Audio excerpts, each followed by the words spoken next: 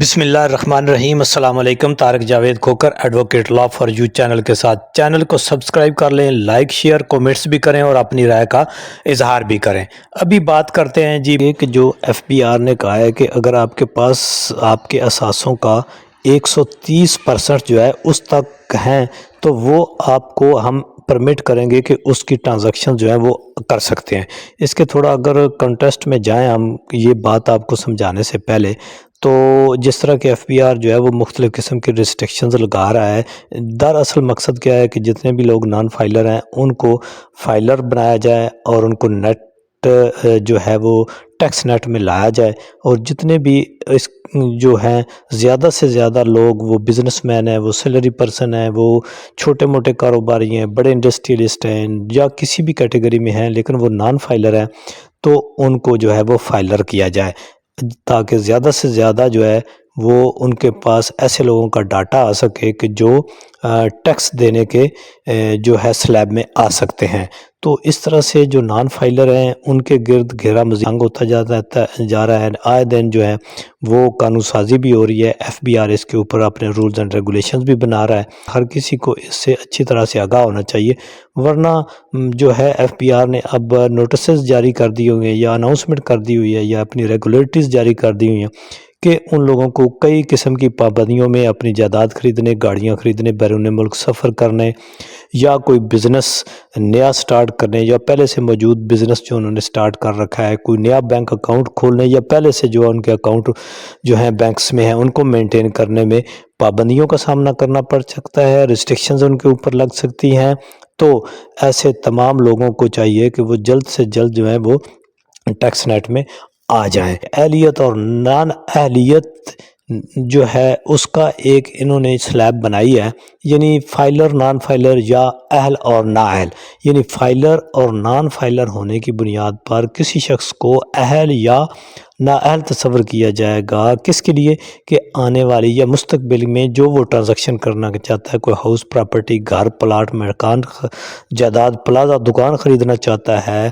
یا کوئی گاڑی خریدنا چاہتا ہے، یا کوئی بزنس کرنا چاہتا ہے، کوئی ٹرانزیکشن کرنا چاہتا ہے، تو اس کی اہلیت اس بات پر ہوگی کہ پچھلے سال یا اس سے پچھلے سال اس نے کیا اثاثے شو کیے تھے، اس نے کیا جو ہے وہ ٹرانزیکشنز کی تھیں، کتنا اس نے یا کیسے اپنی ریٹرن بھری تھی اور ٹیکس ادا کیا تھا، نہیں کیا تھا۔ تو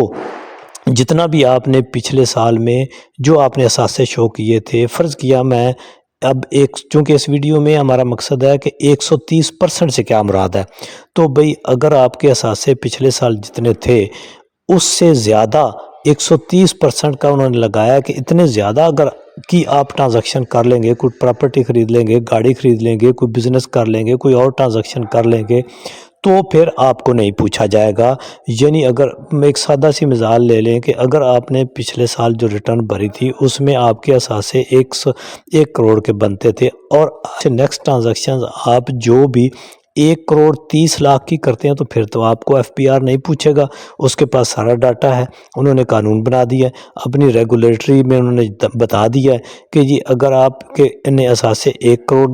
شو کیے تھے اور 1,30,00,000 کی آپ نے کوئی ٹرانزیکشن کر لی، تو پھر آپ کو ایف بی آر نہیں پوچھے گا۔ لیکن اگر آپ نے اس سے ایکسیڈ کر گئے، اس سے زیادہ کر گئے، آپ نے 2 کروڑ کی کوئی چیز خرید لی، 2 کروڑ کی پراپرٹی خرید لی، 2 کروڑ کا کوئی بزنس کر لیا، 2 کروڑ کہیں پہ ادائیگی کر لی، تو پھر آپ کو ایف بی آر پوچھے گا اور آپ کو جواب دینا پڑے گا کہ آپ کے پاس یہ اضافی رقم کہاں سے آئی، اور اس کا حساب دینا پڑے گا۔ تو اس طرح سے ان چیزوں سے بچنے کے لیے، ہاں اگر آپ ہوئے ہی نان فائلر، یہ بات ہے فائلرز کے لیے کہ اگر آپ فائلر تھے تو یہ کر لیا، اگر آپ تھے ہی نان فائلر تو پھر تو آپ جو ایف بی آر نے ریسٹرکشن لگائی ہیں، پھر آپ ٹرانزیکشن کر ہی نہیں سکتے، نہ آپ اکاؤنٹ مینٹین کر سکتے ہیں، نہ کوئی آپ پراپرٹی گاڑی خرید سکتے ہیں۔ تو اس لیے یہ ضروری ہے کہ تمام لوگوں کو اپنی آئندہ ٹرانزیکشنز کرنے کے لیے جو ہے یہ سمجھنے کی ضرورت ہے کہ وہ کتنے اپنے پچھلے انہوں نے جو، اب کچھ لوگ ہوتے ہیں وہ کیا کرتے ہیں کہ اب جب بھیج رہے ہیں ریٹرن تو اس میں ہم اپنے اثاثے یا اپنی آمدنی یا اپنے ڈپازٹ یا جتنی گھر میں رقم پڑی ہوئی ہے اس کو ہم شو ہی نہیں کرتے ہوئے، کوئی گولڈ کی شکل میں پڑی ہوئی ہے، کسی اور شکل میں آپ نے گھر میں اپنی ویلتھ رکھی ہوئی ہے۔ دیکھیں جی، ویلتھ صرف دولت اپنا پیسہ ہی تو نہیں، جو آپ کے پاس ان ہینڈ یا بینک میں پڑے ہوئے پیسے ہیں وہ ہی تو نہیں، آپ کے پاس گولڈ پڑا ہوا ہے وہ بھی آپ کی ویلتھ ہے، آپ کے پاس جانور ہیں وہ بھی آپ کی ویلتھ ہے۔ تو اسی طرح کی جو آپ کے پاس قیمتی چیزیں گھر میں پڑی ہیں، فرنیچر ہے،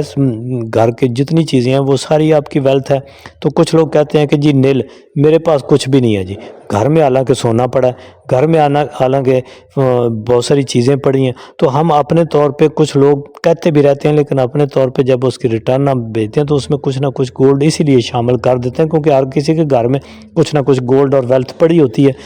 کیونکہ تاکہ بعد میں جب وہ ٹرانزیکشن کریں تو پھر ان کو ان پابندیوں کا ابھی تو لگا دیے نا، پیچھے جب یہ پابندیاں نہیں لگی ہوئی تھیں، ابھی یہ قانون نہیں بنے تھے، تب بھی ہم اپنی جن لوگوں کی ریٹرن اپنے کلائنٹس کی بھیجتے تھے ان کا کچھ نہ کچھ وہ اگر نہیں بھی چاہتے تھے شو کرنا تو ہم کر دیتے تھے، کیونکہ ہمیں پتہ ہے کہ ہر کسی کے گھر میں کچھ نہ کچھ گولڈ، کچھ مال مویشی اور کچھ ان کی ویلتھ پڑی ہوتی ہے۔ لیکن کچھ لوگ کیونکہ ان کو آگاہی نہیں ہوتی تھی، وہ اتنے خوفزدہ ہوتے تھے کہ اگر ہم نے یہ ساری چیزیں بتا دی تو ہمارے اوپر ٹیکس لگ جائے گا۔ بھئی ٹیکس نہیں لگ جائے گا، مستقبل میں جس طرح کہ ابھی تو قانون بنا دیا ہے نا، ایف بی آر نے بتا دیا ہے،